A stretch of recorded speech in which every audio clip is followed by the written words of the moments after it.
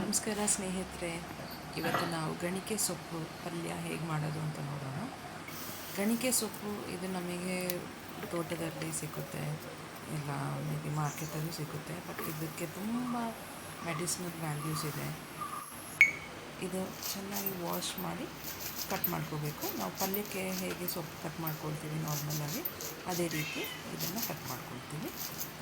ಇದು ನಿಮಗೆ ರೈಸ್ ಜೊತೆ ಇಲ್ಲ ದೋಸೆ ಜೊತೆ ಚಪಾತಿ ಅದ್ರ ಜೊತೆ ಎಲ್ಲ ಸೂಪರಾಗಿ ಟೇಸ್ಟ್ ಕಾಂಬಿನೇಷನ್ ಆಗುತ್ತೆ.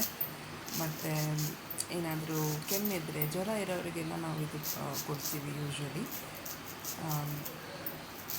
ಹಾಗೆ ಇದಕ್ಕೆ ಬೇಕಾಗಿರುವಂತಹ ಸಾಮಗ್ರಿಗಳು ಏನಂದರೆ ರುಚಿಗೆ ತಕ್ಕಷ್ಟು ಉಪ್ಪು, ಹಸಿಮೆಣಸಿನಕಾಯಿ, ಅರಿಶಿನ ಪುಡಿ, ಸಾಸಿವೆ ಹಾಗೂ ಈರುಳ್ಳಿ.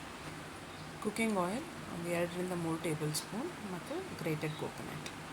ಇವಾಗ ಒಂದು ಈ ಥರ ಬಾಣಲೆಯಲ್ಲಿ ನಾವು ಕುಕ್ಕಿಂಗ್ ಆಯಿಲ್ ಒಂದು 3-4 ಟೇಬಲ್ ಸ್ಪೂನ್ ಹಾಕೊಳ್ಳೋಣ. ಇದು ಚೆನ್ನಾಗಿ ಕಾಯಬೇಕು. ನಾವು ಇದನ್ನು ಸ್ವಲ್ಪ ದೊಡ್ಡ ಪಾತ್ರೆಯೇ ಇಟ್ಕೋಬೇಕು ನಾವು, ಯಾಕಂದರೆ ಸೊಪ್ಪು ನಿಮಗೆ ಕಾಣಿಸೋಕ್ಕೆ ಅದು ಜಾಸ್ತಿ ಕಾಣಿಸುತ್ತೆ, ಬಟ್ ಅದು ಪ್ರಪೋರ್ಷನ್ ಕಮ್ಮಿ ಆಗುತ್ತೆ. ಇವಾಗ ಸಾಸಿವೆ ಹಾಕ್ಕೊಳ್ತಾ ಇದ್ದೀವಿ. ಸಾಸಿವೆ ಆದಮೇಲೆ ನಾವು ಸ್ಲೈಸ್ ಮಾಡಿಟ್ಟಿರುವಂತಹ ಗ್ರೀನ್ ಚಿಲ್ಲಿ ಹಾಕ್ಕೊಳ್ತಾ ಇದ್ದೀವಿ. ಇದ್ರ ಜೊತೆ ಸ್ಲೈಸ್ ಮಾಡಿ ಇಟ್ಟಿರುವಂತಹ ಈರುಳ್ಳಿ ಒಂದು 2-3 ಚಿಕ್ಕದ ದೊಡ್ಡದ ನಿಮಗೆ ಎಷ್ಟು ಇಷ್ಟ ಆಗುತ್ತೆ ಎಷ್ಟು ಈರುಳ್ಳಿ ಹಾಕ್ಕೊಳ್ಳಿ. ನೀವು ಎಷ್ಟು ಗ್ರೀನ್ ಚಿಲ್ಲಿ ಮತ್ತು ಆನಿಯನ್ ಪ್ರಪೋರ್ಷನ್ ಮನೇಲಿ ಯೂಶ್ವಲಿ ಯೂಸ್ ಮಾಡ್ತೀರಾ ಆ ರೀತಿ ಯೂಸ್ ಮಾಡಿ. ಇದಕ್ಕೆ ಇಷ್ಟೇ ಹಾಕಬೇಕು ಅಷ್ಟೇ ಹಾಕಬೇಕು ಅಂತ ಏನಿಲ್ಲ.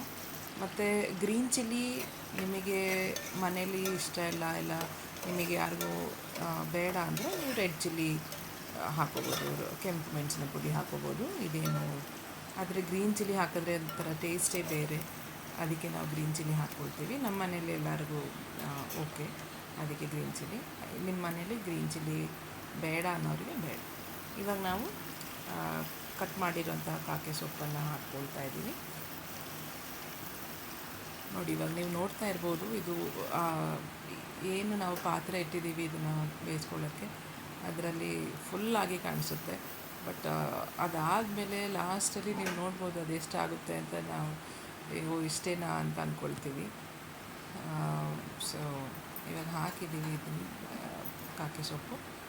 ಇದಕ್ಕೆ ನಾವು ಅರಿಶಿನ ಪುಡಿ ಹಾಕೋದು ಒಂದು 1/2 ಟೇಬಲ್ ಸ್ಪೂನ್. ನಾವು ಸ್ವಲ್ಪ ಜಾಸ್ತಿ ಹಾಕ್ತೀವಿ, ಯಾಕಂದರೆ ಇದು ತೋಟದಿಂದ ತಂದಿದ್ದು ಮತ್ತು ಅಂದರೂ ಅದಕ್ಕೆ ಅಂತ ಸ್ವಲ್ಪ ಜಾಸ್ತಿ ಹಾಕ್ತೀವಿ. ಆಮೇಲೆ ಅರಿಶಿನ ಹಾಕ್ದಂಗೆ ನಾವು ಸ್ವಲ್ಪ ರುಚಿಗೆ ತಕ್ಕಷ್ಟು ಉಪ್ಪು,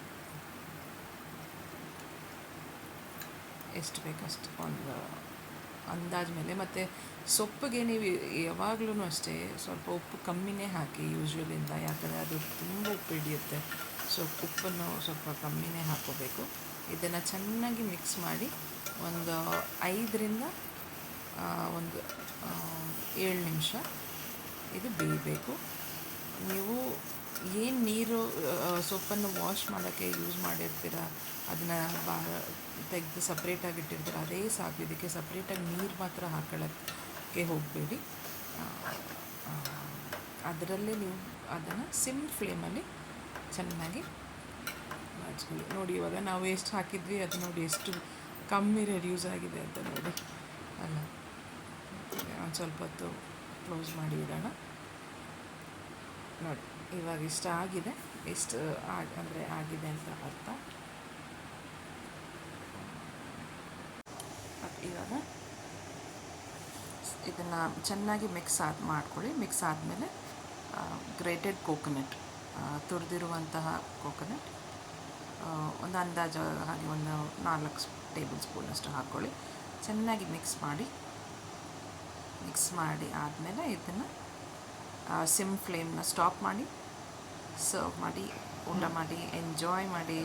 ಹೇಗಿದೆ ಅಂತ ನನಗೆ ಕಮೆಂಟ್ ಮಾಡಿ ತಿಳಿಸಿ.